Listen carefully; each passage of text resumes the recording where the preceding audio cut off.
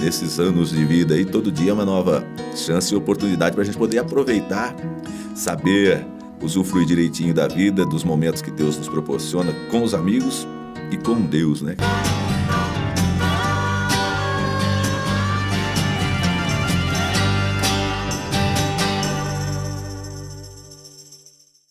Olá pessoal, seja bem-vindo ao ECCast, lugar de quem gosta, curte o cavalo. E hoje, aqui no ECCast, nós vamos ter um cara com uma história de vida sensacional que vai inspirar muita gente, mas espera um pouquinho. Antes de mais nada, faça a inscrição no nosso canal, acione o sininho, a gente precisa de gente que gosta de cavalo fazendo parte do ECCast. Então você, que é parceiro do cavalo, venha para o ECCast. Lugar de quem gosta de cavalo. O cachorro é o melhor amigo do homem, mas o cavalo é o melhor amigo da família. Vamos lá, vamos receber aqui ele, meu amigo, o cara que gosta, curte cavalo, tem uma história linda de vida. Vai ser um prazer recebê-lo aqui. Então seja muito bem-vindo, Claudio Inácio, aqui no ECCast. Obrigado, Fernando. Obrigado, amigos. Então estou no lugar certo aqui no ECCast. O lugar onde os apaixonados por cavalo se sentem bem. E aqui que eu quero ficar por um tempo aqui batendo um papo com você, falando da vida, falando do futuro, falando também de tudo aquilo que a gente viveu e de tudo que faz bem para a vida. Vocês estão notando o vozeirão do Claudio Inácio, né? Nós estamos aqui com o... Não, espera um pouquinho, mas eu não posso continuar antes de falar, viu, Cláudio? Tem que falar do nosso patrocinador. Toda a tropa da Escola do Cavalo come Integral Mix. Integral Mix é a ração que alimenta a tropa da Escola do Cavalo. O resultado da Escola do Cavalo vem com essa ração que é a Integral Mix. Sempre falo dela, que é parceira da Escola do Cavalo. É uma ração que gosta do cavalo. Tá? Por que gosta do cavalo? Porque dá resultado, traz saúde, traz coisa boa para nossa tropa. Então você que tem aí o seu cavalo, tem o seu amigo aí, né? O melhor amigo da família que é o cavalo, bora para Integral Mix, cara, que é a ração do cavalo. Claudio, quem é Claudio Inácio? Conta para nós. Claudio Inácio é um cara feliz, um cara realizado. Eu sempre falo que eu sou privilegiado, porque Deus sempre colocou na minha vida aquilo que me dá prazer, né? Então, desde de criança, vamos falar assim que já veio ali no sangue, não é? A paixão por cavalos ali com meu pai, andava na garupa dele, né? Por quilômetros e quilômetros, eu ainda não andava sozinho a cavalo. E aí, essa paixão foi surgindo desde então. E, como eu estava dizendo, sou um cara muito grato a Deus por me proporcionar fazer aquilo que eu amo, aquilo que eu gosto. Desde o início de tudo, né? Ali com os cavalos, com o meu pai, com gado, com carneiro. Mas espera, depois... Espera um pouquinho, deixa eu entender um pouco mais. Uhum. Você falou que andava na garupa do seu pai bastante, por quê? Porque a gente criava alguns gados, né? Criava o gado e tinha... A propriedade era pequena, então tinha os arrendamentos. Então, para chegar em alguns lugares ali, tinha muito lugar que não chegava de carro, a gente ia a cavalo juntos ali para ver o gado. Você tinha qual idade, Cláudio? 5, 6 anos, por aí, ou até menos, né? Bem menos, menos. Ali. Desde os meus 3 anos, eu já acho que andava com ele ali na garupa, com os meus irmãos, e depois fui aprendendo sozinho a montar ali, subindo, colocando o dedinho ali na junta do cavalo, tentando subir, grudando na crina, subindo num toquinho para pular em cima, amarrando uma cordinha no pescoço, fazendo coisas de criança, né? E é isso, eu acho que falta muito hoje para a criançada ter esse espaço, essa oportunidade para poder brincar, para ter esse convívio com os bichos, com os animais, e ali desenvolvendo as suas habilidades, os seus gostos, os seus prazeres, as suas alegrias, as suas decepções e também as suas conquistas, né? Sim. Porque para a criança, cada passo dado é uma conquista e cada queda é um aprendizado também para saber dar a volta por cima, levantar e continuar adiante. Então, e é assim na vida, né? Então o cavalo entrou na sua vida... Com seu pai? Com a minha família, com o meu pai. E depois foram surgindo as oportunidades e meu pai foi deixando de criar, e aí ele tinha uma habilidade que era mexer com couro, arreio, celas, sabe? E trabalhava também fazendo isso com os meus irmãos. E eu fui aprendendo também a fazer sela, arreios, né, cabeçadas, tudo que artigos de couro ali, tudo que envolve o cavalo. Então a gente tinha uma selaria, uma pequena fábrica ali de selas e arreios. Olha. E fazia para muita gente da região. Isso aonde, Cláudio? Que lugar? Vila Escócia e depois em Parapuã. Né? Era Martinópolis, onde a gente morava, depois viemos para Vila Escócia, que é um município, que é um distrito de Martinópolis. Sim. E em 84, mais ou menos, mudamos para Parapuã. E aí eu já trabalhava já com ele fazendo o couro. Eu estava aí com 12 anos, eu acredito, né? Em 84. Aí fazemos esse tipo de trabalho artesanal ali com o couro e o radinho sempre ligado. Sempre ligado e ouvindo ali os locutores da época, né? E muitas vezes imitando. E aí foi criando essa oportunidade de também ter essa facilidade, talvez, vamos falar assim, para lidar com a comunicação, para falar. Então, você que não sabe, o Cláudio Inácio, nós viemos aqui para falar de cavalo. Isso. Olha lá. Só que o Cláudio Inácio, ele é locutor, né, Cláudio Inácio? E aí, conta um pouquinho para nós, continua aí essa história. Você estava lá com seu pai, sentado, lidando com as tralhas, com os couros. Isso. E como que foi? E ouvindo rádio ali, depois na escola, quando tinha uma apresentação, eu me dispunha ali, eu era o primeiro a pular na frente, ele fala, quando perguntava, alguém quer narrar essa história, alguém quer apresentar aquele showzinho de calouros ali, aquela brincadeira ali para as classes, ou na escola, festa junina, essas coisas, eu estava sempre me propondo a isso, né? Sempre não podia ver um espaço para poder falar, e aí foi surgindo essa paixão, fui conseguindo deslanchar na comunicação, tinha bastante facilidade também para brincar com as pessoas, para fazer alguns gracejos ali durante essas apresentações. Por vezes era alguma coisa mais séria e a gente inseria alguma coisa no meio ali para deixar um pouco mais leve as histórias, assim, e mais divertida. E acabava tendo esse espaço para poder ir criando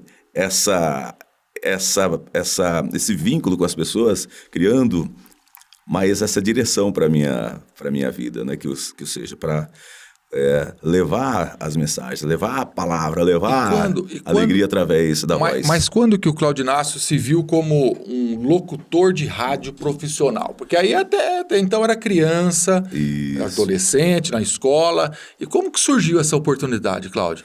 Aí os meus pais, em 90, eles foram para Cotia, tiveram proposta de trabalho lá, meu pai, minha mãe e outro irmão meu mais novo, foram para Cotia. Eu fiquei morando em Parapuã sozinho, na casa nossa, e trabalhando lá com os couros.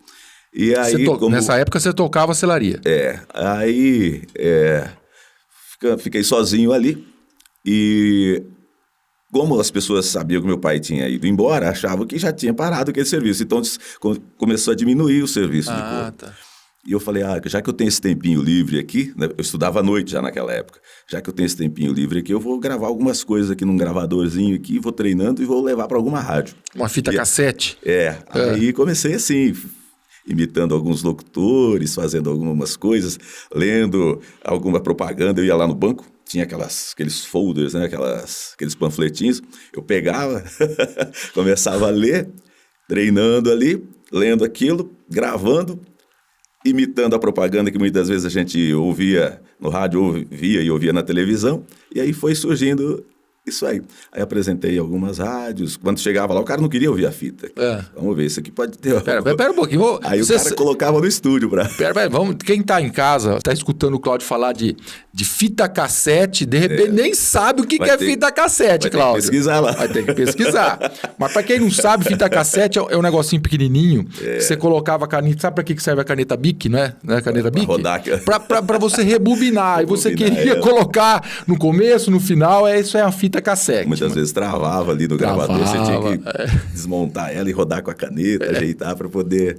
Era música, era... Mas aí, continua com nós aí. Você fazia as gravações e apresentava nas rádios? Aí levava lá para ver se tinha um espaço, né? Tinha rádio que nem abria a porta para você entrar, muitas vezes. Né? Um moleque, um garotão ali trazendo... E aí algumas abriram, que foi o caso da Rádio lá de Adamantina, Rádio Brasil, Rádio Tupã, rádio que depois trabalhei muitos anos em Tupã, né? Rádio Paulista. Essas foram as que eu levei e depois veio a inauguração de uma rádio que estava em caráter experimental na época, ali em 90. E eu resolvi fazer uma visita lá porque estava abrindo vagas para trabalhadores. Aí cheguei lá, nem pedi como locutor, pedi para precisasse ficar de faxineiro, de alguma coisa, e aí acabou surgindo um espaço lá para que eu ficasse limpando discos, né? Na biblioteca. Olha só. Ainda não tinha inaugurado a rádio entrava no ar, fazia um tempo de programação ali experimental para as regulagens dos transmissores e todos os equipamentos, e acabei iniciando no rádio, limpando os discos com não sei se você lembra, ela tinha duas cores, um lado acho que era verde, outro amarelinho, assim, uma esponja, uma espuminha ali. Um negocinho próprio para limpar o disco. O disco vinil ali. Eu não lembro muito, porque eu não é dessa época. Eu não sou dessa época, viu, Cláudio? Essa época eu sou do pendrive, eu tô mais jovem que você. E aí fazia essas limpezas, sabe? Mesmo porque a rádio ainda estava colando carpetes, essas coisas, tinha muita poeira, então você tinha que cuidar dos discos ali. E foi assim que eu comecei. Depois trabalhei um tempinho como operador.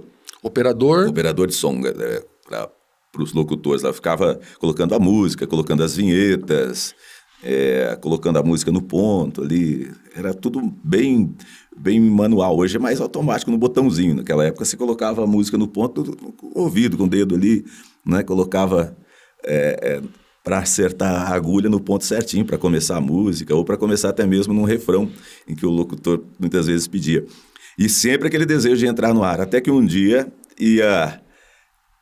já a rádio, depois de um tempo no ar, vinha anunciando um locutor que ia começar lá no horário das 11 à meia-noite. Das 11 à meia-noite. Vinha há bastante tempo anunciando que ia estrear um locutor chamado Carlos Roberto. Vem aí na Rádio Bastos. Carlos Roberto, amor na noite, não sei o quê. Love Night, né? Aí, eu vou voltar um pouquinho à história, por quê? Porque nesse dia da estreia desse cara, como eu morava em Parapuã, e viajava para Bastos para ir trabalhar. Lá na rodoviária tinha uma loja que eu consertava máquinas de escrever, essas coisas, né? Datilografia. Você vê que faz tempo, hein? E lá eu conheci o pessoal. E eles queriam fazer propaganda na rádio. Aí eu peguei os valores todos dos comerciais lá na época, levei pro o cara aceitou. Cheguei lá pro gerente da rádio, que era o Cid Santos, na época, foi quem me deu a primeira oportunidade de falar no microfone. Aí levei essa propaganda, prepararam o texto, só que eu inventei uma história. Falei, olha, é o seguinte, Cid, eu vendi essa propaganda, mas o cara lá é amigo meu e ele falou que só vai colocar mesmo a propaganda no ar se for com a minha voz. Falei, puxa vida, mas caramba, tem tantos locutores aí, Cláudio. Falei, então, mas ele falou isso, né? Se você quiser gravar comigo e gravar com outro, levo lá para ele ouvir qual que ele vai querer e tal. Vamos fazer o seguinte, eu tenho que atender o Carlos Roberto, que chegou aí para reunião, para estreia do programa hoje. Vai lá no estúdio, grava o texto, que depois eu vou lá escutar. Aí eu comecei a gravar o texto, né? Gravar a propaganda. Aí ele chegou, porque tinha o vidro lá. Ele chegou, ouviu. Vamos lá. Lembro como se fosse hoje, né? Ele olhava para a caixa de som e olhava para mim, saindo a voz ali. Abriu a porta. Fala aí. Essa voz é sua mesmo? Olha só. Então tá bom, pode pôr o comercial no ar. Acabou. Voltei lá para a mesa de som onde eu estava trabalhando. Depois, a hora que você acabar, aí você vai lá na minha sala, precisamos conversar. Falei, vixe, meu Deus, o que eu fiz? É bronca. Faz o seguinte, você vai estrear hoje. e o seu nome vai ser Carlos Roberto. Falei, ô louco, não deu certo aqui, o rapaz não vai estrear, não deu certo o combinado, então você estreia hoje. Ali minha perna, meu joelho já começou a bater, bater na mesa. E foi aí, estreiei das 11 à meia-noite. Das 11 à meia-noite. Depois me passaram por um horário das 4 às 5 da tarde, porque eu tinha que estudar, né? Eu estudava à noite. Aí passaram para as 4 às 5 e depois da 1 às 5 e assim foi conquistando. Mas você estreou como? Aí estreiei como locutor, fazendo mas como Carlos Roberto. Carlos Roberto. Fiquei, como que você... Fiquei um mês, Como assim. que você virou Cláudio Inácio? Fiquei um mês, assim. Por quê? Então, na escola, o pessoal escutava e eu falava que eu trabalhava na rádio e ninguém acreditava, né? E aí, cheguei para o Cid e falei, olha, rapaz, é o seguinte, eu queria trabalhar com o meu nome. Mas agora já está consolidado aí, todo mundo gostando, né? Tinha muita carta naquela época. E era o horário que o pessoal chegava da faculdade, né? Descia ali e ia escutar, então tinha muito, era só carta naquela época, né? Telefone e carta, né? E aí ele falou assim, como que eu vou fazer então agora? Poxa vida, vamos falar que foi uma aposta então, que você topou, que você era o operador do Ferreira Júnior, que aceitou o desafio de virar locutor e fez uma aposta para começar com o nome. Aí foi essa história aqui. Entendi. E aí você virou Cláudio Inácio. A partir dali ele perguntou que nome eu queria. Eu falei, eu quero o meu, né? O pessoal sabia que sou eu, caramba, senão que graça tem. Aí, a partir de então, fiquei conhecido como Cláudio Inácio. E quantos anos como locutor de rádio, Cláudio? 35. 35 anos. 35. Né? Somando até hoje, né? Sim, assim, até locutor, hoje. O início de carreira mesmo em 90, né? E quando surgiu o CT Cláudio Inácio? Aí veio depois já, porque da rádio lá de Bastos que eu fazia à tarde, da 1 às 5, surgiu uma proposta para eu trabalhar em Tupã aos sábados, só aos sábados. Foi uma proposta muito boa, eu trabalhava de segunda a sábado na outra rádio, e lá em Tupã, no início, a proposta era para fazer só aos sábados. Mas então, assim... E aí eu estava com muito tempo livre, né? Eu falei, eu vou ter que achar alguma coisa. Eu já laçava, sabe? Não, então peraí. Então, você antes de montar o CT, você já laçava? Aliás, eu tenho que dar uma volta no tempo aí, então. Isso, assim. vamos lá. Por quê? Para eu entender. Isso. Aí da rádio, ali em 96, mais ou menos, 96, eu fui para Tupã, não é isso? Isso. Então, eu tinha o tempo livre ali, eu tinha uma égua, comprei uma égua e tal. Eu falei, poxa, porque a rádio você trabalha, você fica um tempo no ar ali, e o outro tempo você vai produzir alguma coisa ali, de vender comercial, alguma coisa, ou você vai procurar outra coisa para fazer. Muito tempo fora do ar, né, que você fica. Então, nesse tempo livre, eu tinha que ocupar com alguma coisa. Comprei uma égua, depois... Como chamava essa égua? Essa foi a primeira égua do Cláudio Inácio? Ela chamava Indomada. Indomada? Um nome bom, hein? Depois eu vou falar para vocês de onde veio a primeira égua da Escola do Cavalo. Viu? Mas vamos lá. É verdade. E aí, você comprou a Indomada? E aí era mais para andar, não tinha filhos ainda, né? E depois disso... Era brava a Indomada, Cláudio? Não, era mansinha. É só o nome que assustava. Aí, em 97 nasceu a minha filha. Em 97 ela nasceu, depois em 2000 eu fui para o Japão um tempo, morei lá em Iazu, Kisarazu, um tempo no Japão, peguei uma licença da rádio e fui para lá, e na volta, aí eu fui para a rádio Tupã, né? E eu trabalhava de manhã, no período da tarde eu já mexia com os cavalos, já, né? A partir daí eu já tinha uma tropa já. Aí no CT, no Centro de Treinamento Cláudio Inácio. Não era ainda o CT ali, que tinha o Clube do Laço, que era perto, e eu montei uma pista em casa. Então a gente treinava o laço lá no Clube do Laço, depois mais para frente eles iniciaram o tambor, que tinha muita criança indo e só assistia o laço, e a gente achou interessante colocar o tambor. Posteriormente, o Clube do Laço fechou e aí deixei a minha filha treinando em casa e devido aos treinamentos da minha filha, algumas crianças foram para lá também para treinar junto. Deixa eu fazer Daí surgiu o clube foi em 100, aí daí surgiu o CT Cláudio Inácio, Centro de Treinamento Cláudio Inácio, mas sem muita pretensão. Sem muita, assim meio por acaso foi surgindo. Eu vou fazer só uma observação. Não sei se vocês já escutaram falar sobre os Clube do Laço, mas o Clube do Laço, várias cidades tinham Clube do Laço, né, Cláudio? Pompeia teve Clube do Laço. Estavam um povo que gostava do cavalo, né? A quantidade ali de pessoas, fazia os membros ali de... Uma diretoria. Diretoria, isso. E ali o pau torava, né? Era tambor, era baliza, era laço de bezerro. E é uma pena que o Clube do Laço, normalmente, a grande parte acabou, né, Cláudio? Foi se dissipando. Porque cada um tem um interesse por uma modalidade e acaba muitas vezes desviando o foco ali, sabe? Alguns não continuam com aquele afinco e com a mesma intenção de levar adiante todas as modalidades. Sim. Aí cada um puxa um para o lado, muitas vezes talvez seja por isso que acaba perdendo a força. Perdendo a força, né? Mas eram momentos legais do Clube do Laço. Acho que o Clube do Laço é uma tristeza ter acabado, né? Foi outra época também, totalmente diferente. Mas muita gente que hoje está no cavalo, Cláudio Inácio, eu participava do Clube do Laço, surgiu nos Clubes do Laço das regiões, né? Do interior. Era bem bacana. E a minha filha me acompanhava indo lá pro clube, via a gente lá sair, um dia eu vi ela montando, falei, olha, monta bem. Até que um dia elas colocaram, né? Ela e as amiguinhas colocaram uma lata lá e começaram a rodar. Isso no Clube do Laço? Lá no Clube do Laço, num lugar com grama, porque a pista boa a gente estava usando para laçar. Aí foi ali que a gente falou, opa, peraí. Elas, amigas ali, né, brincando, falou, opa, peraí, a gente tem que preparar alguma coisa legal ali, senão... Aí foi onde fez uma segunda pista lá.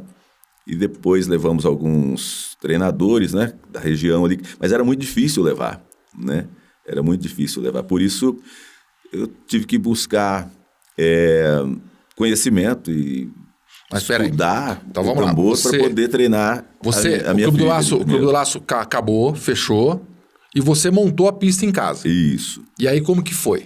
Então, aí eu fiz alguns cursos, Antes disso eu já tinha feito alguns cursos de rédeas, com o Joel, que é a Lídia Damantina, um cara espetacular, né, que foi, como eu posso falar, o primeiro instrutor ali, profissional ali, que me deu dicas.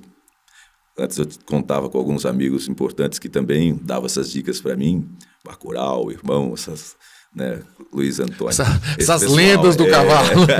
Isso aí. E aí eu falei, peraí, vamos buscar alguma coisa. Aí fui me aperfeiçoando ali, buscando cursos, e treinando. Minha filha começou a ter resultados e junto com ela outras crianças vieram e começaram a ter resultado e dali foi surgindo. Fui deixando um pouco o laço de lado, né, e partindo mais para o tambor e junto com isso a rádio, continuei ainda. Continuava como locutor. Como locutor, trabalhava, aí nesse período eu já estava trabalhando das 8h30 às 11h30 da manhã, já em Tupã.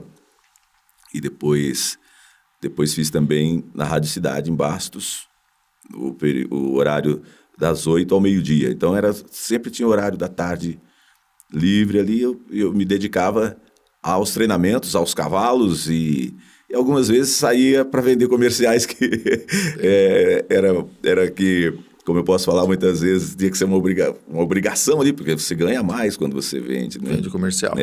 Não gostava muito não, nunca fui muito de vendedor.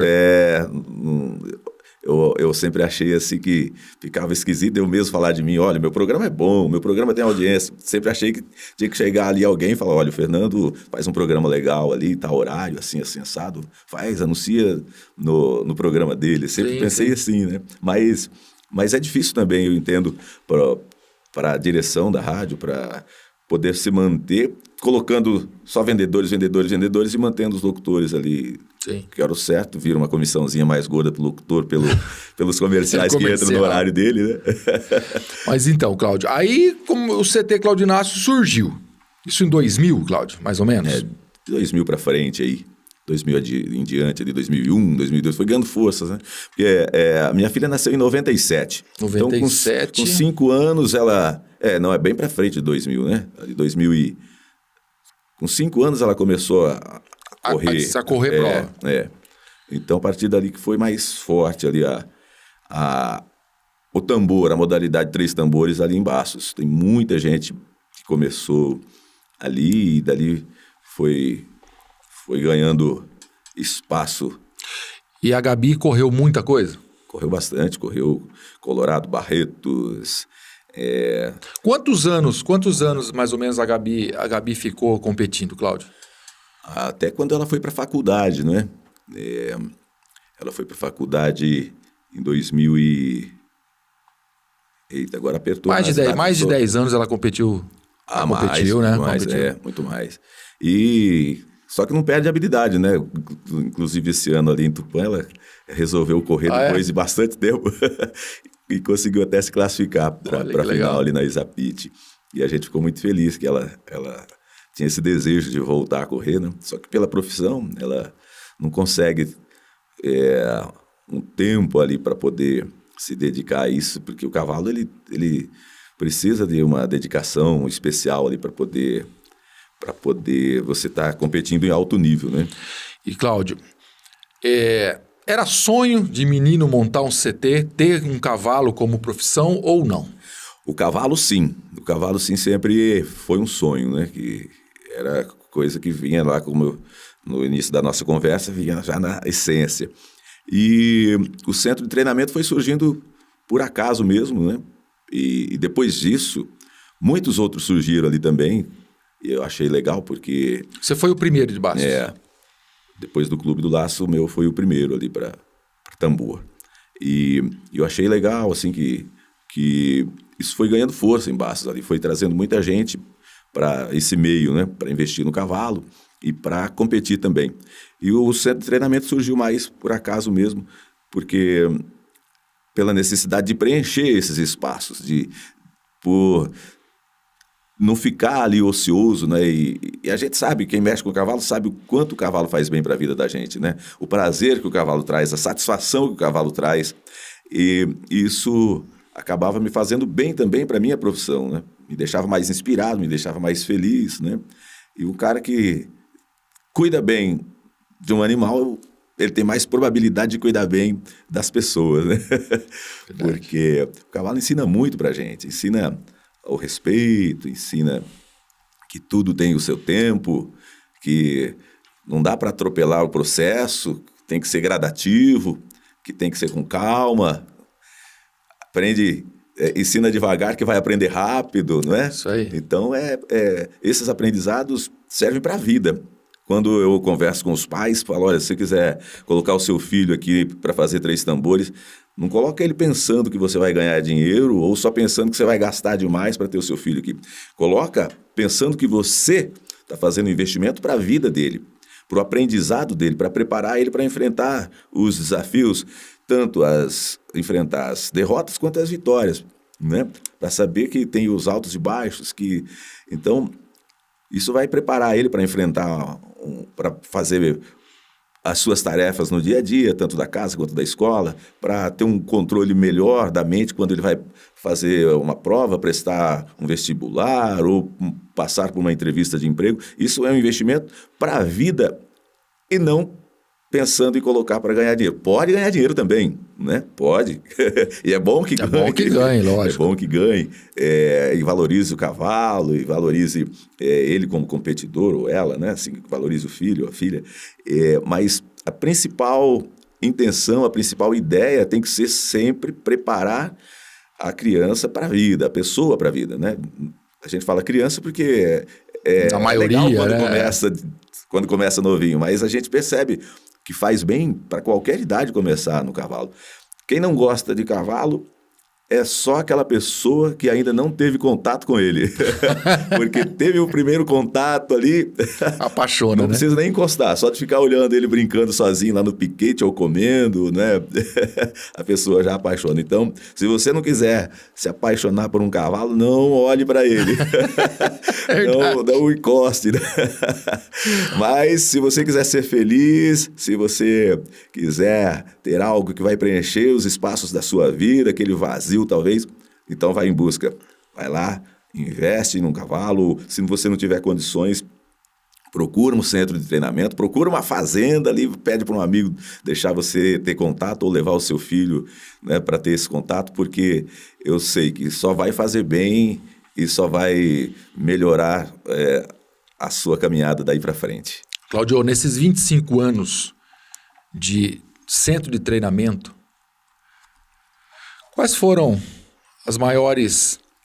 as dificuldades? Porque a gente vê muitas vezes a Gabi, o Hugo, nós vamos chegar no Hugo também, no pódio. E só que não é só pódio, né, Cláudio? Não é. É assim, isso que é interessante. Eu sempre converso ali e eu falo, olha, gente, eu acho que eu dou muita bronca, mas eu gostaria que vocês recebessem mais elogios. Eu não penso duas vezes para dar um elogio, para elogiar. Mas eu deveria pensar 3 vezes para dar uma bronca, porque acaba machucando a gente também. Mas a bronca que a gente dá, muitas vezes, não é no sentido de querer magoar a pessoa ou de rebaixar ela. É para acordar, porque muitas vezes só passar a mão na cabeça deixa você acomodado, não dá aquele susto no cérebro, né? Então, muitas vezes, eu sempre falo, não leve para o lado pessoal a bronca. Leve para o lado bom, porque isso aqui é para acordar você, para dar um... Então, muitas vezes eu dava umas bronquinhas ali. O que é difícil treinar, é mais fácil você treinar filho dos outros do que o seu próprio, porque juntam os sentimentos ali, né? Então, uma bronca que você dá num filho parece que pesa mais. Pesa mais, porque mistura muita coisa, né? Talvez não, quer retrucar, mas não tem a coragem ali, guarda aquele sentimento que, não, que acaba sendo por respeito, mas também acaba ficando um pouco amargo ali, né? A gente sabe disso. Mas sem esse amargor ali dentro também, eu sempre falo, né? Sem sacrifício não há benefício. A gente não consegue chegar lá no pódio sem abdicar de algumas coisas, sem dedicação e sem muitas vezes um certo sofrimento, não porque a gente quer, mas porque muitas vezes é necessário, né? Quais certos sofrimentos, Cláudio? Por exemplo, você vive do cavalo até hoje, mas seus meninos e seus atletas lá, você viveu isso intensamente, isso, né? É levantar cedo quando precisa, é ir lá cuidar do cavalo quando você não está afim, né?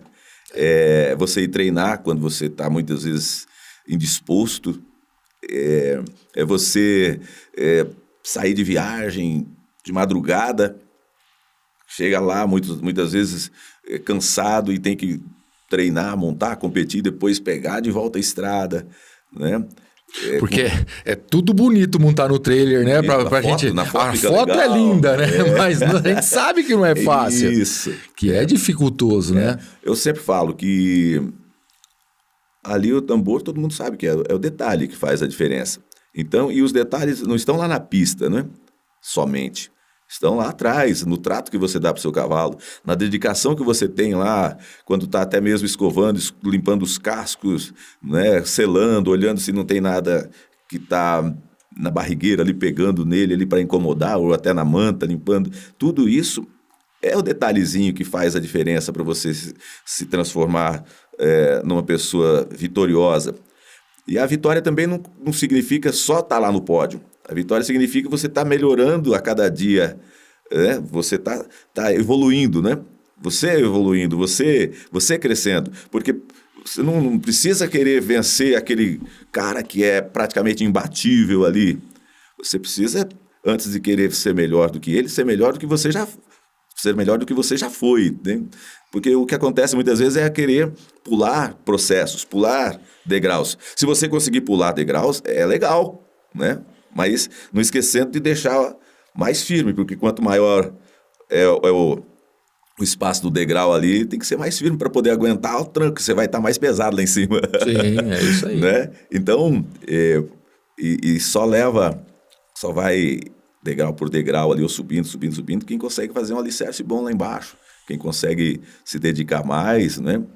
E sempre respeitando o próximo, porque isso, se você chegar lá sem respeitar, sem amar, sem ser feliz, aí acho que não vale, não teria valido a pena. Mas chegar lá, sendo respeitoso com as pessoas, sendo amigo, tendo cara legal quando você está lá no pódio e quando você também não está, né?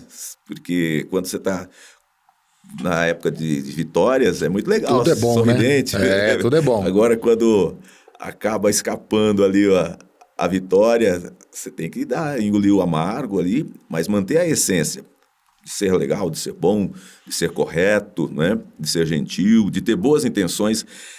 A boa intenção, o pessoal tem aquele velho ditado, de boa intenção o inferno está cheio, tem essa história, né? E eu discordo totalmente.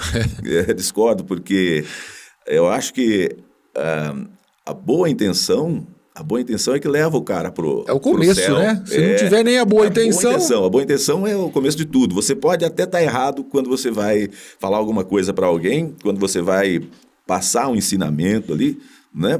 Você pode até estar errado naquilo. Mas se a sua intenção, você fala assim, não, peraí, eu acho que eu estou certo aqui, né?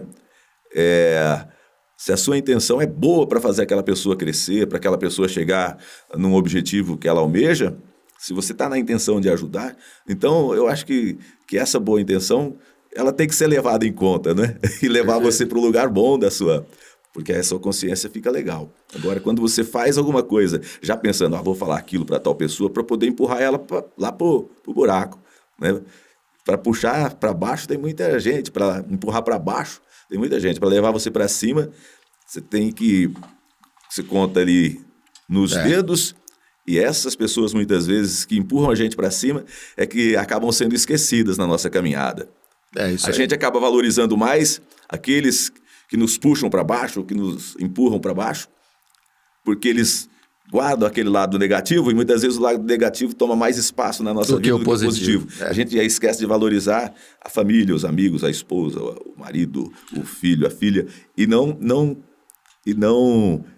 e fica dando importância para coisas que levam você para baixo, o lado negativo. Então, o que você tem que fazer? Tem o lado negativo aqui, faz o seguinte, acende a luz, pega o seu lado positivo, liga lá, conecta o negativo e positivo, deixa a luz da vida brilhar para cima e para frente. Você falou uma coisa aí, família. Família. Qual que é o envolvimento da família no CT? Não iria sem a família, né? Eu e a Estela ali trabalhamos muito, né? Assim, para poder levar tudo da melhor maneira possível, porque ela tem o trabalho dela como professora, e ali nos tempos que sobram, a gente tem que pular miúdo para organizar as coisas lá da tropa, do centro de treinamento, e além das provas. Existiria, né? Claudinácio, CT Claudinácio, sem a dona Estela? É difícil, né? Difícil, porque um completa o outro, um é o alicerce do outro, e juntos nós temos mais força para irmos adiante, né? Quando eu estou meio que... aí ela fala assim, vamos fazer tal coisa, sempre dando ideias, né? Então... tem horas que você não quer comprar um cavalo, ela está lá impulsionando, né? E tem horas que a gente quer vender, ela não vende agora. Então, e isso é legal, a vida, quando você leva assim, em conjunto, leva em consenso, né? Na vida do casal.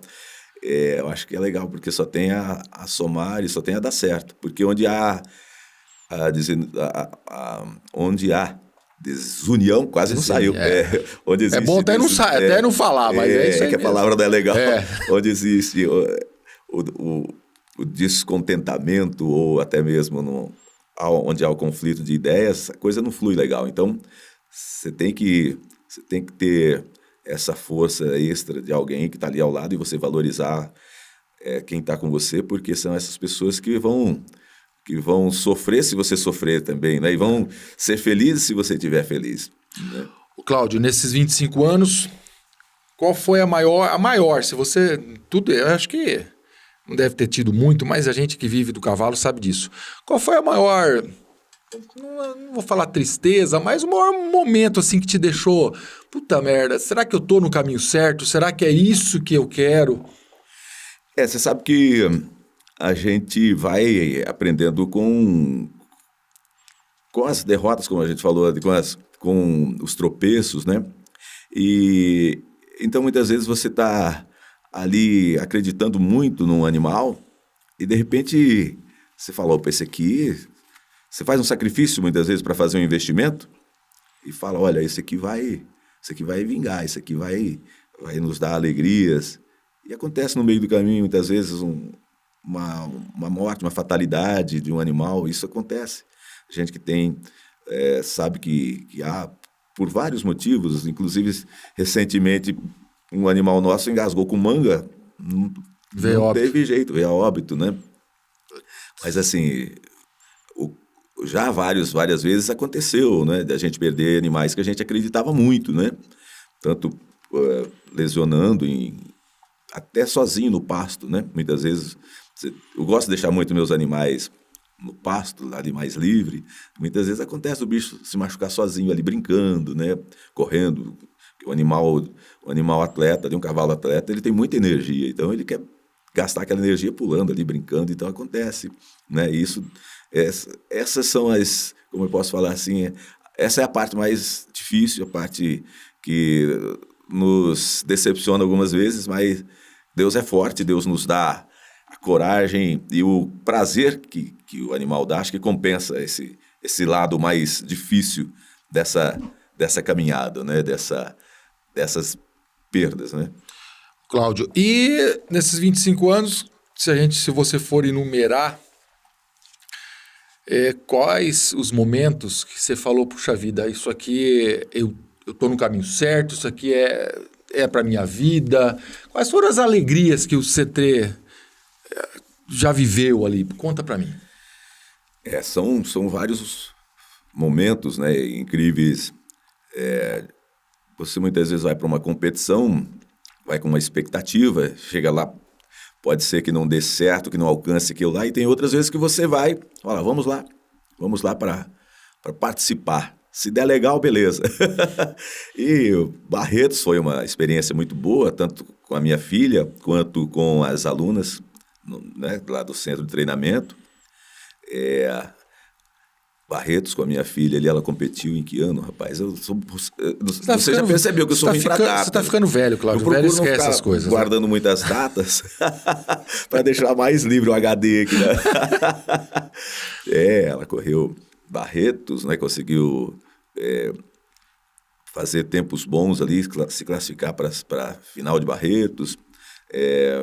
O Hugo, meu filho, competindo também, teve boas conquistas com alguns animais. Assim. Não, peraí, nós falamos da Gabi, nós não falamos nada do Hugo. Conta um pouquinho pro pessoal. E quem que é o Hugo? O Hugo hoje já está com 20 anos, está na faculdade. O caçula já está com 20 anos. Caçula, 20 anos, né? Agora está difícil para ele competir, porque tem que sair muitas vezes da faculdade, que ele mora em Maringá, e direto muitas vezes para alguma competição, e da competição voltar para a faculdade, né? Tá morando lá. Hoje está mais difícil para competir, não treina, não dá tempo, né? Essa semana que ele conseguiu dar um treino por 2 dias ali, mas já é mais difícil para ele.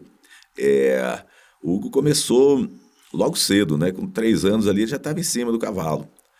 Só que eu sempre falo assim, né? As coisas... A Gabriela teve que lutar mais pedindo cavalos, né? A Gabriela, porque estava começando, né? Estava começando, então ela pedia para ir em competições. Já o Hugo não, já viveu isso desde o começo, tendo que... Então ele já ficava, quando você falava que eu não ia para a prova, eu percebia ali que ele não ligava muito, sabe? Por quê? Já veio desde cedo assim, com isso, já estava mais na mão dele. Na mão ali, né? Mas ele é um excelente competidor.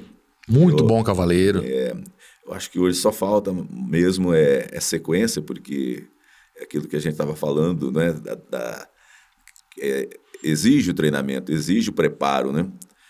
Porque para quem está de fora, fala, olha o cavalo, montar, fazer 3 tambores é muito simples. É tá muito ali, fácil, tá, né? Só vira e contorna 3 latinhas ali, mas a parte técnica... É importantíssima, né? Assim, o treinamento do cavalo e do cavaleiro, né? O preparo do cavalo, a formação do conjunto, ela é indispensável, né? E faz a diferença mesmo. Porque para quem compete, sair junto com o cavalo ali, estar junto, porque muitas vezes não dá sintonia. Quando você não treina, você perde um pouco aquela sintonia, o time, né? O tempo né? ali. Então, isso acaba prejudicando um pouco. E no caso do Hugo especificamente, que a gente está falando, eu percebo que acaba deixando um pouco mais difícil as competições para ele, tanto pelo dia a dia lá, né, pelo foco também, que acaba mudando um pouco, né? E é normal isso. Mas ele teve muitas conquistas importantes, né? Conta um pouquinho das conquistas do Hugo. Eu acredito assim, o Porto Futuro Jovem, que foi uma égua que chegou para a gente, eu adquiri essa égua, potra, né? Essa potra, e com pouco tempo de treinamento, assim, domei, treinamos ali, foi para umas 3 provas. Que égua 3 que ou era? 4, Butterfly. Butterfly.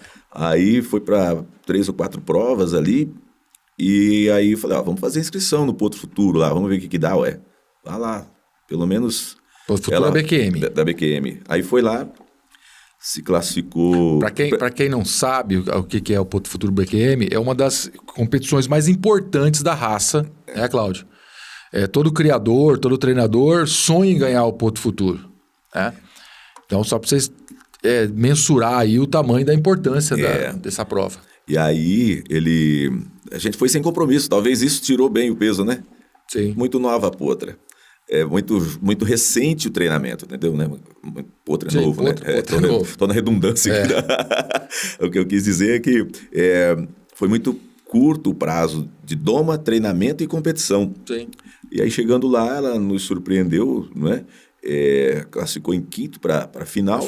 E acabou deu pódio ainda, ficou em 3º. Muito tá bom, né? Está excelente.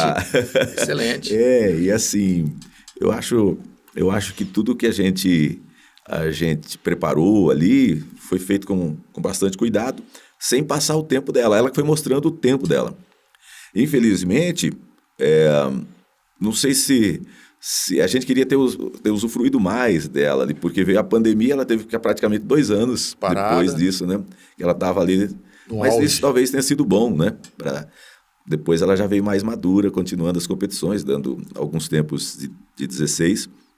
E depois acabamos vendendo ela, sendo bem cuidada, tá lá em Recife. Lá em Recife, legal. Tá lá. E aí, eu acredito que Deus vai colocando os animais certos nas nossas vidas, né? Assim, aí vieram outros animais que foram nos trazendo também muitas alegrias nessa caminhada, além das conquistas dos nossos alunos lá do centro de treinamento, que as conquistas, as superações e pódios deles são os nossos também, né? Porque é a nossa luta do dia a dia que está ali sendo colocada nas mãos deles para eles nos representarem, né? É isso aí. E é legal isso. Você competia, Cláudio? Competi, parei com o laço, competi pouco, né, com o laço, mas assim, era uma coisa que eu gostava, mas acabava não viajando tanto. E depois no tambor, né? Tambor incentivado ali mais pelo amigo meu lá de Parapuã, o Guto, porque na verdade eu queria só o laço. Aí ele tinha um cavalo muito bom, que eu comecei a treinar no tambor, e ele falou, não, você vai ter que correr com o meu cavalo, que é o Cactus Shine, né? O cavalo que fez história ali, né? Nos 3 tambores. Competi com esse cavalo por bastante tempo, tivemos várias vitórias, e depois esse cavalo veio produzindo muito e dando bons filhos, né? Uns frutos maravilhosos que estão trazendo muita alegria até hoje para muita gente. Cláudio, infelizmente, esse cavalo já não existe mais. Mas no meio dessa história toda, eu acho que teve uma hora que você foi obrigado a parar de competir. Isso. O que aconteceu? Aí foi um momento complicado, né? Porque foi que eu tive que passar por uma cirurgia, né? Não esperava, estava numa arena num dia, no outro dia eu já praticamente estava no hospital, né? Mas também foi por acaso que eu descobri esse problema. O que você teve, né? Cláudio? A gente estava num velório. Vou trazer só 2 dias para trás. A gente estava comemorando o aniversário de um amigo nosso, ali em Luisiânia, num sábado ou domingo, alguma coisa assim. E aí, 2 dias depois, a gente estava no velório dele. Ele infartou, acabou falecendo. E voltando depois desse velório, na estrada, a Estela falou, Cláudio, é bom você procurar um médico, porque né, teve caso na sua família aí de problema cardíaco, então é bom você procurar um médico. Aí acabei procurando o médico, Dr. Marcelo Cunha que é irmão do Fernando Costa. Sim. Né? Procurei ele lá, fui fazer uns exames tal. E aí, ele fazendo os exames, falou, Cláudio, olha, acho que é legal você procurar agora, então, fazer um exame mais profundo aí, ou seja, fazer um cateterismo para ver como é que tá o seu coração aí, porque deu alguma coisinha. E a hora que eu me preparei aí para ir para essa esteira dele lá, eu não tinha cansaço, eu não era sedentário, né? Sedentário, você treinava, pô. Só que eu sentia uma dor aqui do lado esquerdo. Só que estava tratando de refluxo, achando que era refluxo, sabe? E fazendo essa esteira lá. Pode aumentar? Pode. Tá tudo ok? Tudo ok. Tá doendo alguma coisa? Tá. Ah, é? Tá. E aí? Aí, tá doendo? Tá. Pode aumentar? Tá cansado? Não. Aí conforme aumentava a velocidade, aumentava a dor. Sim. Aí ele falou, olha, não tá certo isso aí não, vamos parar, senão você vai ter um treco aqui. Foi quando eu fiz o cateterismo e teve a indicação de fazer cirurgia, né? Aí passei, tava para ir fazer cirurgia, marcou essa cirurgia, a safena, né? Revascularização, mas eu continuei narrando antes, esperando a cirurgia. Parou de montar e continuou narrando. Continuei narrando. Tava lá em Santa Mercedes narrando a final dos 3 tambores e narrei naquele dia lá e o último cavalo que correu, a moça saiu com ele da pista, foi pro caminhão e ia começar um show do Rio Negro Solimões. Quando anunciou o show do Rio Negro Solimões, vieram os fogos. Conforme vieram os fogos, a moça estava tirando a sela desse cavalo. Não deu tempo de tirar totalmente, a sela virou por debaixo da barriga dele, ele escapou da mão dela ali, escapou do caminhão onde estava e saiu correndo no meio da rua. E nisso eu já estava saindo para cruzar, para ir para o carro. Aí uma rua não estava muito clara, uma pessoa pediu informação para mim do outro lado da rua, tirei o meu olhar para ouvir a pessoa que estava pedindo informação e só senti um barulho. A hora que eu olhei, era o cavalo, ele me atropelou. Meu Deus. Brecou assim, foi me empurrando e prensou no carro. Aí quebrou a minha perna. Louco. Ou seja, aí fui socorrido, fui pro hospital, chegou, falou, é caso de cirurgia. Falei, mas peraí, ele não pode fazer cirurgia, que ele vai fazer... Eu ia internar na segunda-feira. Para fazer cirurgia do coração. Fazer cirurgia do coração. Falei, peraí, ele não pode fazer cirurgia da perna, que ele tem do coração. Aí foi quando eu vim para Marília, para fazer a cirurgia do coração, vi com a perna quebrada, que tinha que fazer a cirurgia que os ossos tinham encavalado ali, né? Na perna. Aí os médicos tiveram que quebrar a cabeça ali, porque se fizesse do coração, não ia poder fazer a da perna. Então tinha que fazer primeiro a da perna, então tinha o medo do coração não aguentar, né? E aí? Aí foi um momento muito tenso, porque lá na mesa de cirurgia, na sala, o anestesista veio perguntar se eu estava ciente do risco que eu estava correndo, né? E eu falei, tem alguma alternativa? Tem alguma outra maneira? Isso já preparado ali, porque... E tinha que o médico, o cirurgião cardíaco, o cardiologista tinha que acompanhar também o momento da anestesia para fazer a cirurgia do pé, tinha que ser geral. E aí houve um momento muito tenso lá, porque o anestesista titubeou porque achou que ele poderia dar problema para ele. Pô, o risco era grande, né? Você tem noção do risco que você corre? A sua família está ciente? Pô, o que eu vou falar aqui? Eu não tenho como sair daqui andando e ir lá perguntar para a família. Eu não tenho como falar que não quero fazer, porque a vontade é fazer, não quero fazer não. Sim. Cola aí com vamos fazer a propaganda aqui com a Araldite, Super Bowl, com Durepox, vamos fazer a propaganda de todos já. Né? Se tivesse essa condição de não fazer, claro que eu ia optar por não fazer. Aí falei, tem outra alternativa? Não tem. Então, bora para lá. E aí, eu escutei até eles discutindo, né? Olha, e tal. E aí foram aplicando anestesia. E naquele momento ali eu só lembro que eu queria rezar e não conseguia. Aí foi quando veio uma música, né, na minha cabeça, porque sempre lidando ali com música 24 horas praticamente, aí veio uma música que serviu como oração, né? Se as águas do mar da vida... Olha só. Aí eu comecei a cantar. Você falou que não era para chorar, né? Até eu tô chorando aqui. Comecei a cantar essa música, e aí as lágrimas, porque as lágrimas começaram a escorrer, eu sentia, só lembro até aí. Depois aí já acordei da cirurgia, já estavam, as lágrimas já tinham secado. E 5 dias depois, tive que fazer a do coração. Então eu estava com o pé operado, sem poder andar. Porque você sabe, quando faz a cirurgia cardíaca, você tem que sair ali, depois que sai da UTI, tem que sair caminhando ali nos corredores do hospital, para poder movimentar, circular, né? Para ajudar na circulação. E eu tive esse problema porque não podia andar com o pé. Até que improvisamos um andador, passamos um cobertor ali para eu poder pôr o joelho em cima do andador e arrastava. Olha, foi uma luta. E não pode fazer força aqui, porque senão abre. Mas isso aí foi em 2011. 2011. Já. E depois me recuperei. 3 meses depois eu estava montando já. Tinha voltado a montar. 3 meses, certinho. Foi o prazo que o médico falou, eu não estava contando os dias. Só que eu recuperei mais rápido a cirurgia do coração do que do pé. O pé demorou mais para colar ali, para cicatrizar. Ficou um Vzinho lá no osso. Esse eu tinha vontade de correr ali, de fazer algumas coisas mais radicais ali, mas tinha o médico sempre, cuidado, calma que não colou tudo ainda. Então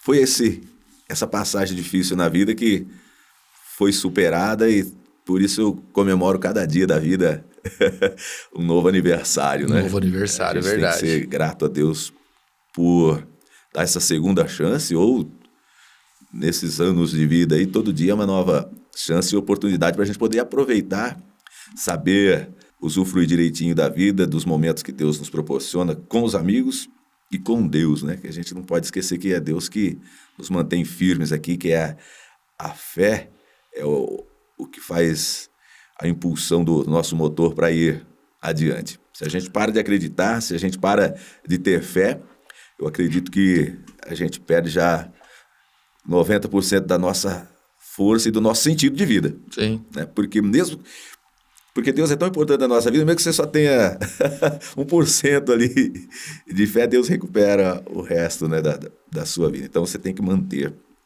sempre a fé, a luz a chama da fé, a luz da fé acesa ali, da esperança de Deus. Cláudio, e você, vamos voltar um pouquinho.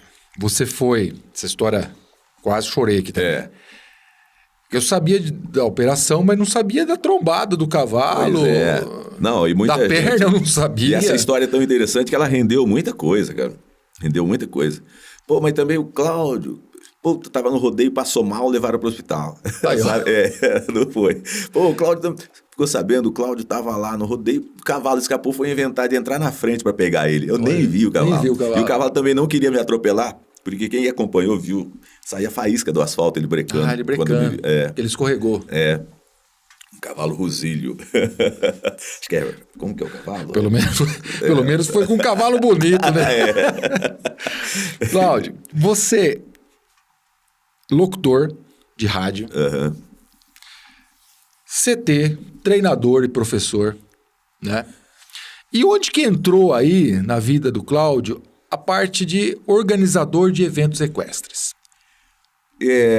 Porque todo mundo sabe que organizar uma prova, para vocês que estão em casa lá assistindo a gente, ir na prova é gostoso, participar da prova é bom, mas organizar um evento é uma coisa muito séria, é uma coisa muito difícil, né?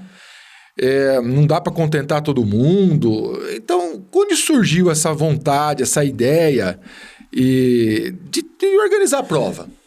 Isso começou, na verdade, a gente já organizando em grupo ali as provas do Clube do Laço. Ali já foi uma escola para a gente, né? Porque a gente tinha que organizar ali os integrantes da diretoria, ali eu, a Estela, os demais integrantes ali, a gente que organizava essas provas. Então, como eu trabalhava como locutor, eles já queriam me empurrar para narrar também. Eu falei, poxa, mas eu vou competir ali, eu laçava, como que eu vou narrar? Então, Então, o que eu fazia muitas vezes? Eu narrava, aí a Estela ficava, quando eu ia laçar, ela ficava narrando, ou então a gente contratava um outro locutor também. Entendi. Mas então, quando a gente contratava os outros locutores, o pessoal falava, mas para que vai contratar o locutor se tem vocês aí, né? De graça. Entendi. Aí foi assim que começou esse lado de locução de provas, né? Porque é diferente, locutor de rádio, você tem que adaptar. Mas como eu já tinha conhecimento tanto do laço quanto do tambor, fica mais fácil. Porque você pegar um cara que não conhece ali, por mais que ele domine a comunicação, na locução ali, é diferente. Né? Ali não dá conta. É diferente. Muito difícil. Tem que ter aquele time, aquele tempo, tem que ter o tino para coisa, assim, para você entender a prova. Muitas vezes você quer acelerar um momento que não pode, e outras vezes você deixa muito devagar um momento que você tem que acelerar, dando um exemplo Sim. grosso, aí, assim, né, a grosso modo. E então foi isso que foi surgindo. Aí depois começaram a dar os rodeios para a gente fazer, né? Aí veio também junto com a gente, um tempo depois, o Éder Romanini, que é de Adamantina, amigo nosso, que trabalhamos muitos anos juntos, né? Ele com os equipamentos, organizando, indo atrás também dos eventos para a gente organizar juntos, né? E hoje a gente continua fazendo os trabalhos de locução e organização. Organizar é difícil, hein? É difícil, porque é muito detalhe e é mais fácil você, entre aspas, né? Você organizar uma prova numa pista, vamos fazer na Escola do Cavalo, do que você organizar num rodeio. Porque rodeio tem muita gente, né? Você depende de muita gente. Você depende do cara da estrutura, você depende das companhias que pegam lá para as montarias, né? Das companhias de rodeio. Você depende do pessoal da comissão organizadora. Então, uma série de coisas. Então, aí você vai para uma cidade onde você não conhece muita gente, você precisa do trator, precisa da ambulância. Então, você contacta todo mundo ali, está tudo ok. Só que chega no dia do evento, as pessoas estão lá correndo, ficaram a noite inteira ali muitas vezes, ou parte da noite na festa, ou com os compromissos ali tendo que acompanhar. No outro dia, quando você vai começar as classificatórias, falta muita coisa, né? Aí você não consegue falar com as pessoas, porque tá descansando, tentando descansar, ou tá com outros compromissos ali. Então, é muito difícil você organizar provas de rodeio. Os horários das finais, o que muita gente reclama e que judia demais, porque o pessoal sai de madrugada e a final muito tarde, muitas vezes. Esse é um ponto que a gente precisa melhorar, mas que não é, muitas vezes, culpa do organizador da prova. É uma série de coisas que acontecem muitas vezes ali que dá um problema. Que sai da mão do controle do organizador. Sai do controle, muitas vezes, até do organizador do evento. Um show que atrasa a passagem de som, né? Um equipamento que dá problema. São vários fatores que acabam levando para esse tipo de acontecimento algo que a gente precisa melhorar muito. Eu sempre prezo, assim, peço e gosto quando as finais são feitas o quanto antes possível. Por um lado, a gente gostaria de fazer durante o dia. Sim. Para quem está competindo, para quem vem para quem vem trabalhar, seria legal. Você libera cedo, vai embora cedo. Pode até ir em outro evento no outro dia. Por outro lado, para a divulgação da modalidade, da nossa modalidade, para a divulgação da prova e para dar um charme especial para o evento, é bonito a casa cheia, né? E a gente sabe que hoje em dia o pessoal está saindo cada vez mais tarde de casa para ir para os eventos. Aí acaba complicando que o organizador quer que você faça de casa cheia, que é bonito o espetáculo. O pessoal vibra com o tambor, falando especificamente dessa modalidade, né? O pessoal vibra e a gente escuta ali dentro, no caso que eu narro, eu sinto aquilo lá. É bonito quando o pessoal participa junto, né? Deixa mais emocionante. E quando a gente precisa fazer mais cedo, faz de casa vazia, não fica com aquele glamour. Não tem o charme, né? Não tem aquele charme todo. E acaba divulgando menos a modalidade que a gente quer que cada vez mais pessoas participem. E quanto mais pessoas abraçarem, mais força ganha para poder ser mais respeitado, né? Para poder ter mais espaço. Não espaço em tempo, viu? Que o tempo tá bom, não precisa ser muito longo ali, não. 40 minutos, 1 hora de prova durante uma final ali, Tá meia hora ótimo. tá bom. Não é questão de... para ter mais espaço, que eu digo, mesmo na forma de respeito, de falar, não, a gente quer de toda maneira que tenha aqui no nosso rodeio a prova do tambor, porque é uma prova legal, que traz a família, né, que traz a criança, é uma prova muito democrática, né? Ela é interessante porque da mesma maneira que vai lá a criança de 3 anos, 2 aninhos, ou até puxando ali, né, e vai a pessoa de mais idade competir também, é muito legal para essa questão de trazer as pessoas e de trazer a família, porque a gente sabe que você leva um filho para competir ali, você só não está levando uma pessoa, né? Tá levando a família toda, porque o que não consegue ir assistir, quer que mande uma filmagem, fica ligando para saber o resultado, hoje consegue acompanhar, naquelas que tem transmissões ao vivo, consegue acompanhar, né, pela transmissão ali, então você traz uma série de pessoas para torcer. E isso muda muito a vida das pessoas, porque você tem algo você pensa assim, opa, vai ter prova. Você envolve as pessoas ali em volta disso. Planejamento, né? Os amigos ficam na expectativa para ter a prova, para poder ir lá torcer e para poder fazer um churrasquinho juntos, né? Nos lugares que tem esse espaço para que Sim. possam fazer. E isso é interessante demais. Mais ou menos quantas provas vocês já organizaram, Cláudio? Chuta um. Não sei se você tem esse dado aí. Eu sei que são bastante. Eu não consigo agora, assim, eu nunca pensei nesses números. Passa de 500?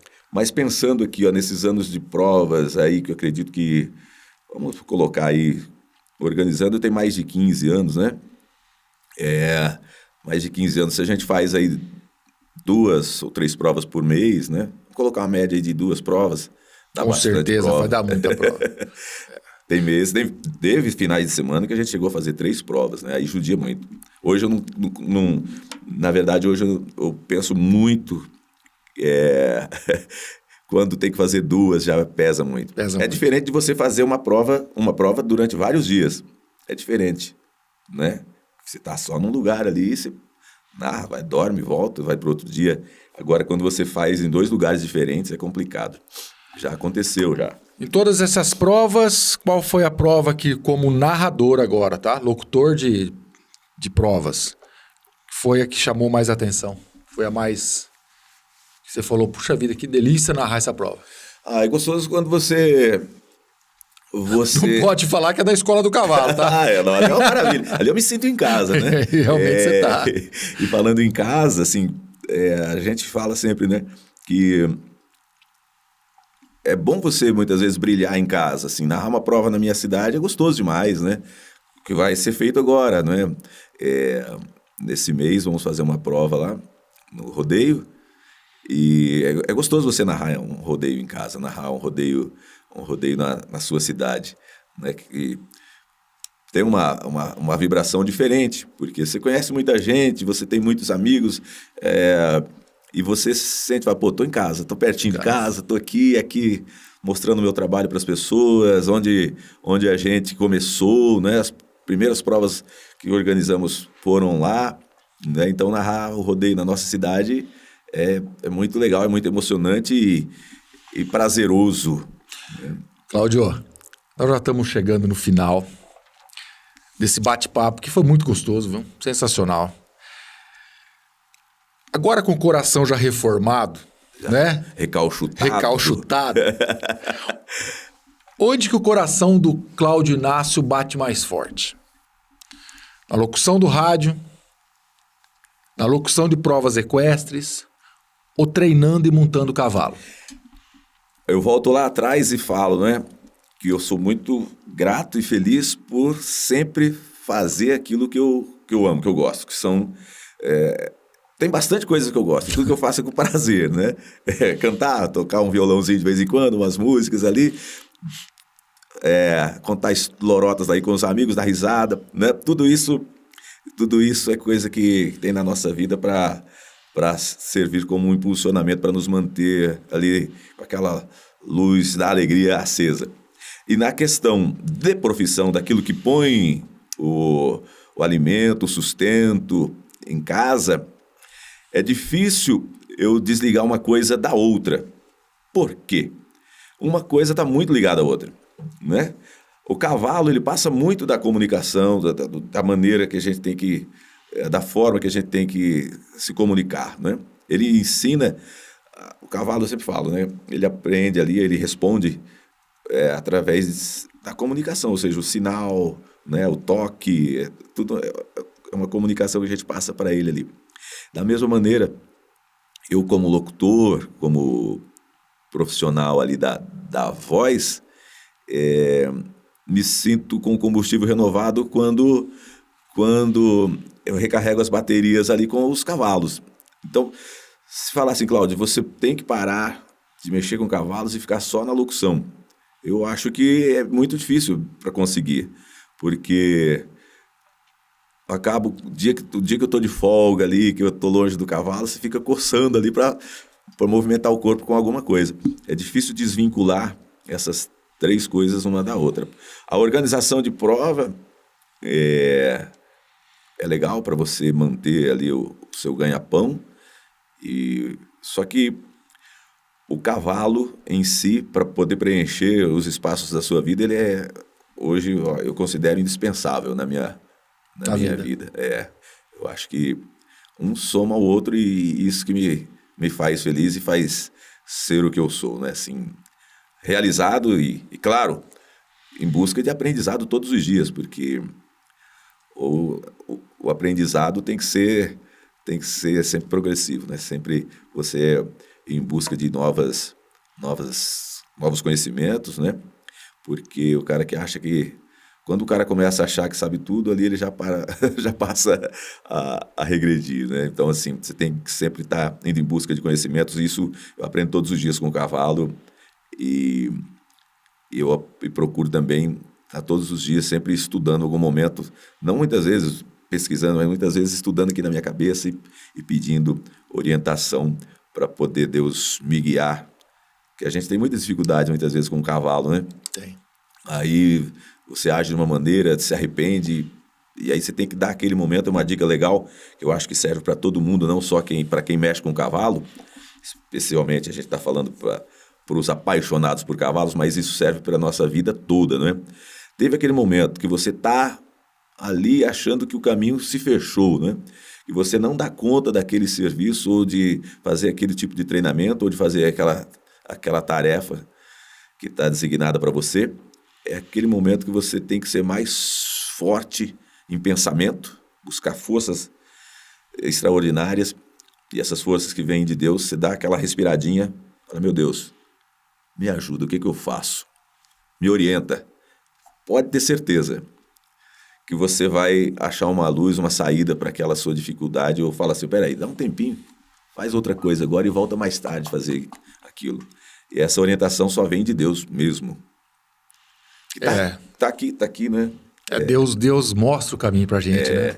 Deus é que a gente não acaba muitas vezes a gente acaba não enxergando, né, Cláudio? Mas Deus mostra o caminho pra gente. Mostra todos os dias. Todos os dias, eu lembro. Até nas decepções, né? Eu lembro um dia que eu tava com um cavalo lá, não dava certo, desistindo desse cavalo, desistindo da escola do cavalo, sabe? Aí outro dia, nós fomos com o Rock. Rock você sabe quem é. O cavalo da Luísa, desde Potrinho nós tivemos ele. Aí um dia eu tava numa prova e eu falei assim, conversando com Deus, né? Até me emociona. Falei, se for para eu parar a escola do cavalo, me mostra, sabe? E a Luísa entrou na pista com o Rock e Rock não dava tempo, sabe? Entrou na pista com Rock deu um 17.500. Olha que maravilha, tempasso, né? Tempasso pro cavalo que não dava marca, sabe? Eu falei, o senhor já me mostrou, né? Vamos continuar aqui, acho que é por aí o caminho. E é nessa direção que a gente conversa aqui. A gente não precisa querer ser melhor do que o outro, a gente precisa ser melhor do que nós já fomos. Então você teve uma conquista ali com um animal que trouxe alegria e que marcou a sua vida até hoje. Superou aquilo lá. Então, o interessante é a gente não entregar os pontos. Eu acho que pode chamar assim um defeito ou uma qualidade, né? Eu acredito muito nos cavalos. Muitas vezes eles começam a dar trabalho ali e eu não desisto, sabe? Assim, eu vou achando uma forma, uma maneira e a gente acaba achando uma maneira para ele. E para falar assim, não, você não serve para essa modalidade aqui, vai para outra. Mas primeiro tem que ter várias alternativas, várias tentativas, e como o pessoal, né, dos antigos treinadores se falam, você tem que ter aquela caixinha de ferramentas ali, ou seja, de conhecimento para aplicar em cada indivíduo ali. Cada cavalo age muitas vezes de um jeito. Não tem uma receita 100% ali igual. Cada cavalo é um cavalo. Cada cavalo é um cavalo, você tem que agir de uma maneira. E cuidar bem, né? Para que ele tenha uma vida boa, uma vida longa, assim, graças a Deus eu tenho muita felicidade de ter animais longevos ali, né? Vida atleta. Eu mesmo comprei. Eu comprei a Nenê, a primeira égua da Escola do Cavalo veio do Cláudio, né? Comprei a Nenê e depois comprei a Xuxa, que era a mãe da Nenê. Mãe da Nenê. Morreu comigo lá. Temos lá hoje os filhos da Xuxa ainda. Tem o filho da Xuxa que está com 20 e a gente estava até fazendo há 26 anos. E tem o Igor ainda lá também, que está com 28, né? 28. Então temos lá uns animais com vida longa de atleta e vida longa agora curtindo. Esse Aruba ainda compete, tem uma criança. Esse Aruba não é meu mais, né? Vendi ele há bastante tempo. Mas ele está lá em casa para uma filha de uma ex-aluna nossa, né? Filha da Larissa, a Belinha, que hoje mora nos Estados Unidos. O pai dela é competidor de touros lá nos Estados Unidos. Eles vieram passear e ela está treinando no cavalo que a mãe dela competia. Olha só. E a mãe dela também é uma excelente atleta que vai, inclusive, competir com a gente aí enquanto passa esse tempo aqui no Brasil. Mas é legal, a gente tem que pensar muito em cuidar bem dos animais para que eles tenham uma vida longa e com bastante saúde, né? Sim. Você tem que ter esses cuidados. Cláudio, qual é o legado, como que o Cláudio Inácio quer ser lembrado? É uma pergunta bem difícil, sabe? Porque a pergunta não é difícil, a resposta é difícil. A resposta não é fácil. Essa resposta, porque vai naquela linha, né? Falar da gente é difícil, né? A gente mesmo. Porque, como a gente fala, o problema do outro é sempre mais fácil, né?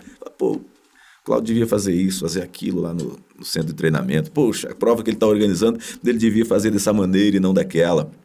Mas quando o cara está vivendo na pele aquela situação, aquele momento, aquela tarefa, ou descascando aquele pepino, é só o cara que sente ali. Então, falar do Cláudio Inácio, pro Cláudio Inácio, é lembrado como um cara alegre, um cara que quer o bem do próximo, um cara que torce pelos amigos, que não eu posso falar que eu não tenho inimigos, né? Que não torço contra os adversários, né? Ou até pessoas que a gente já não mantém uma amizade presente, nunca torço contra, sabe, assim, de desejar o mal. Tem que ser lembrado assim, querendo sempre que o melhor aconteça na vida das pessoas, né? Pensando sempre no bem e que o bem sempre prevaleça, porque o bem e o mal estão aí, presentes, né? Então, se a gente focar, a diferença é que quem gosta de fazer o bem, quem faz o bem e quem pensa no bem, não está preocupado em prejudicar o cara que é mal, a pessoa que faz o mal, né? Essa é a diferença, o bem e o mal. Então, e já coisa má, o cara que tem pensamentos ruins, que tem más intenções, ele não tá nem aí se ele vai prejudicar o cara, o próximo ali. Então, o que vai fazer, na verdade, a vida de cada um mudar é que todo mundo focar mais nas coisas boas da vida, no bem, só que também sempre estar atento para aquelas coisas que podem prejudicar você na caminhada, né? Sempre vigilante. Então, sejamos vigilantes, mas mantenhamos a boa essência no coração, porque é isso que vai valer a pena lá no final, quando você estiver se despedindo daqui, para que Deus seja bondoso conosco e nos leve para o lado dele para poder usufruir das maravilhas do paraíso, né? Eu não posso terminar, eu sei que você é um homem muito religioso, né?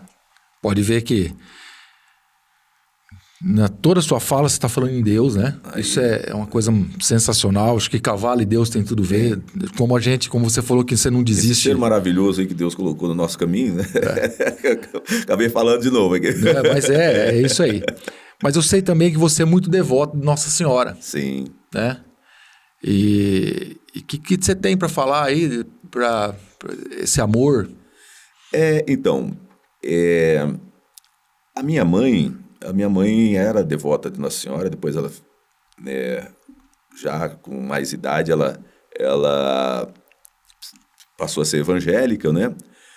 Mas ela tinha, assim, um amor muito grande ali, uma devoção muito grande por Nossa Senhora. E fui aprendendo isso. E sempre elevo as minhas orações à Nossa Senhora, né? E tenho as respostas, assim, trazendo como forma de satisfação para a vida, né? Assim, porque a fé é algo que você não sente ali, mas é algo que você sabe que existe e sustenta, né? A força de Deus e dos santos e santas são importantes para manter a nossa energia, porque olha o tamanho desse mundo e nós aqui, né? Então você imagina quanta força tem, né? E a espiritualidade, eu acho ela indispensável para manter a nossa força perante os momentos difíceis. E essa fé em Nossa Senhora tem me sustentado bastante, sabe? Né? Eu sempre falo assim, né, que esses momentos difíceis aí, no caso de cirurgias, essas coisas, fazia a oração ali para Nossa Senhora e foi isso que fez dar certo, né? E a nossa mãezinha, ela sempre nos consola, nos conduz e nos ilumina, né? E intercede lá junto junto do seu filho, né? Junto ao seu filho. Eu acho aí. que é isso que faz esse amor e essa devoção à Nossa Senhora também ser muito forte, né? Eu acho que um homem sem fé, né? Ele é menos da metade, né? Então, a vida tem que ser preenchida assim. É isso aí. Você tá bom, sensacional. Vamos ficando por aqui, vamos agradecendo você que está aí nos assistindo. Bate-papo gostoso demais, Cláudio, sabe? Espero que isso faça a diferença aí, fazendo a diferença para uma pessoa, já mudando o modo dela enxergar a vida, já teria valido a pena. Não, vai valer. Mas só de estarmos aqui juntos já é um prazer enorme. Bate-papo falando sobre vida, sobre fé, sobre cavalo. Cavalo é isso aí, né? Cavalo é isso aí, envolve tudo isso e faz a gente andar para frente. Grande abraço, fiquem com Deus e curta, compartilhe, mostre o ECCast para todo mundo aí, para que isso aqui cresça cada vez mais. Um grande abraço, fiquem com Deus.